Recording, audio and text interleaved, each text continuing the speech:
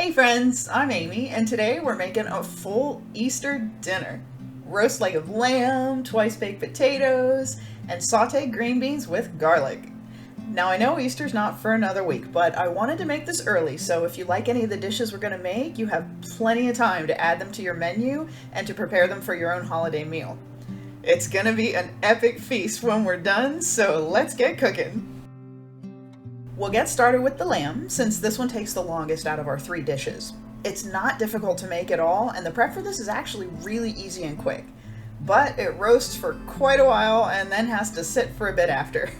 To start, preheat the oven to 400 degrees and make sure one rack is in the lower position for the lamb and one rack is higher up for the potatoes later. Now let's get our seasoning rub prepared for the lamb. First, we need a few sprigs of fresh rosemary. Remove the skinny rosemary leaves from the woody stems and give the leaves a rough chop. Now they don't need to be really finely cut up, we just don't want them whole. Next, peel 3 garlic cloves, and you want to crush these with a garlic press or you can mince them up. Either way will work just fine. Last is a tablespoon of lemon zest. I had this prepared in my freezer, but if you're making it fresh, you want the zest of 1 whole lemon. Now we'll move over to a mortar and pestle, or you could also use a small food processor. Dump in our freshly chopped rosemary leaves, our lemon zest, add in the 3 crushed or minced garlic cloves, 2 tablespoons of olive oil, and a good pinch of salt, and I would recommend a coarse salt over a fine table salt. Mash this up with the pestle until it becomes a rough paste texture. If you're using a food processor, just give it a couple of pulses until you get that rough paste. It won't be smooth or creamy like a sauce, and we don't want it to be. We just want everything ground and mixed into the oil so they hold together and they look like a rub. Now for our lamb, and you want a 4 to 5 pound lamb leg. Mine is called a semi-boneless leg, so it has the thigh bone, but the hip and the shank are removed, so it looks more like a roast. Pat the roast dry with some paper towels or a clean kitchen towel so the paste we made will stay put. Then rub every little bit of that herby, lemony seasoned rub we made onto all sides of the lamb. Also, we do not want to trim any of the fat off this roast. The seasoning rub will flavor the fat, which is going to melt into the meat, and that'll make for a delicious, lovely flavor for our leg of lamb. Place the roast in a roasting pan, and then roast this in the oven for an hour and 15 minutes to an hour and a half. The shorter time will give you a more medium rare lamb, and the longer time will be a more well done roast. Next, we'll get started on our twice baked potatoes, since those have the second longest cooking time.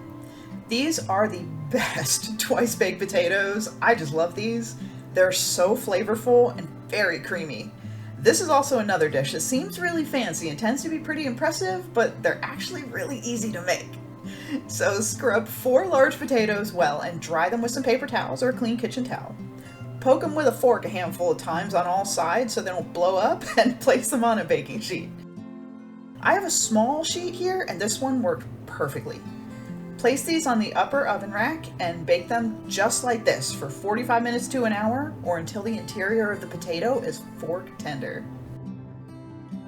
For the potato filling and topping, the only part we can do before the potatoes are baked is to cook up some bacon.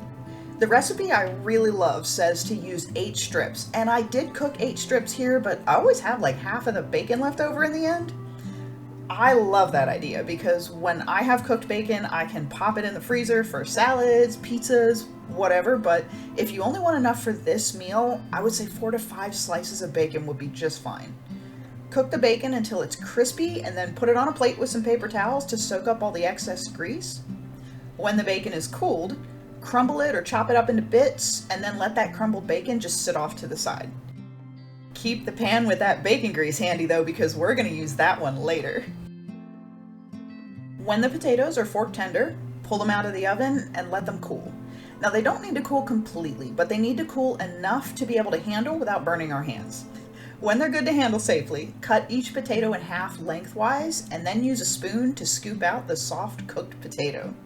Leave a little bit around the edges of the skin so the potatoes hold together and they stay looking like boats. We're kind of just doing something like making potato skins, but we're going to actually use the cooked potato and not just the skins. Put all of the potato skins back onto the baking sheet and set them to the side for just a moment. Put all that cooked potato in a large bowl, and now let's make our filling. Add a half cup of shredded cheese of your choice, and I'm using sharp cheddar. Add in a cup of sour cream, a half cup of milk, 4 tablespoons of softened butter, and then salt and pepper the mixture to taste. I did a good pinch of salt, maybe a 1/4 teaspoon of black pepper. Mix this up till you have a creamy mashed potato-like mixture. As you can see, I started with a hand mixer, but that just was not mashing this mixture up how I wanted. I found that the immersion blender worked so much better, so if you have a stick blender, I would recommend just going with that.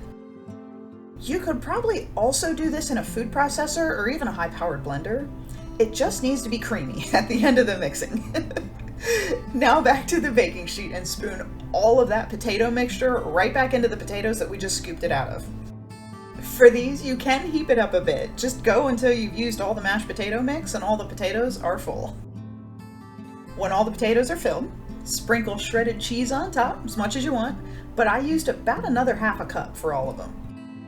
Top them with the crumbled bacon bits from earlier, pop them back in the oven and cook them for about 15 minutes or until that top cheese is nice and melty. At this point, the lamb was done, but this needs to rest for at least 20 minutes before we cut into it. But since our potatoes just went back in the oven for 15 minutes, that is some perfect timing.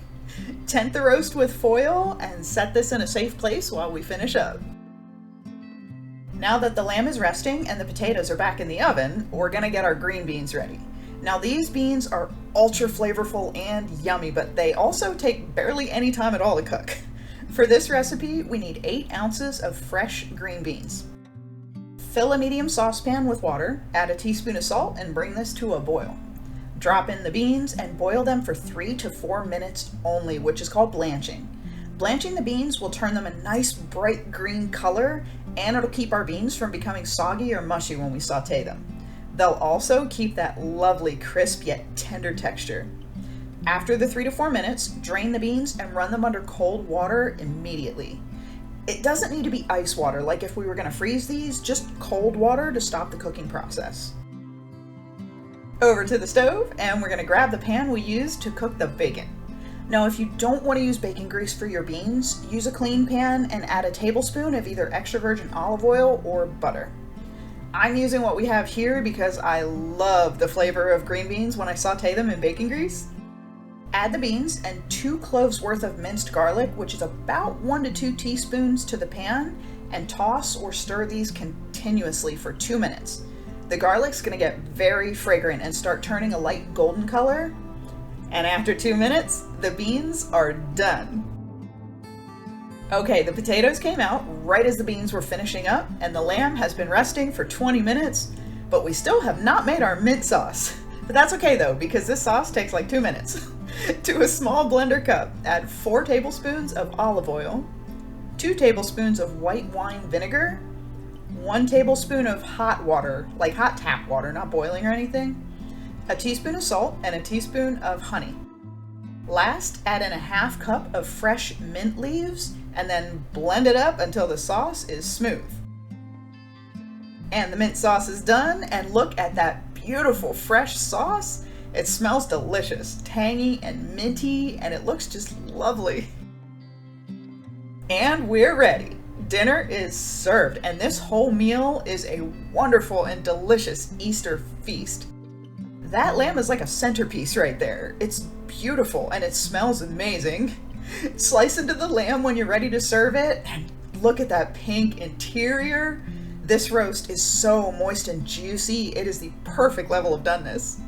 The lemon and the rosemary seasoned meat is delicious and tender. I did add a little sprinkle of parsley to the potatoes, but you can top these with more sour cream, chopped green beans, fresh herbs like thyme or some more rosemary to kind of tie them back in with the roast. I also sprinkled a little salt and then later Parmesan on the green beans. While garlic sauteed green beans don't need anything else to be delicious, adding Parmesan just gives them another layer of flavor, and you all know we're all about delicious flavors here. So yes, this dinner did take some time to make, but every minute of that time was worth it in the end. This is a delightful Easter dinner, and I hope you give any of these recipes a try because they're all wonderful. The beans are garlicky, tender, but they're also crisp and fresh. The potatoes are creamy and cheesy with that signature bacony saltiness and crunch. And the roast leg of lamb with a drizzle of mint sauce is Easter dinner perfection. It's that kind of roast that you only get once a year, and then you spend the rest of the year pining away for the next year's dinner because it was epic. Thank you so much for watching my video. Please like and subscribe to my channel if you're enjoying making these wonderful meals and treats with me every week. Maybe leave me a comment, share this with friends and family. Helps me grow my channel, and then we can keep making delicious food. Stay tuned on Wednesdays because we're making all sorts of restaurant foods, fast foods, sandwiches, all of our favorite dining out and takeout foods at home so we don't have to spend double the money for half the food. I hope you have a wonderful week and a happy Easter, and I'll see you next Sunday for another comforting, cozy, home-cooked meal. Bye!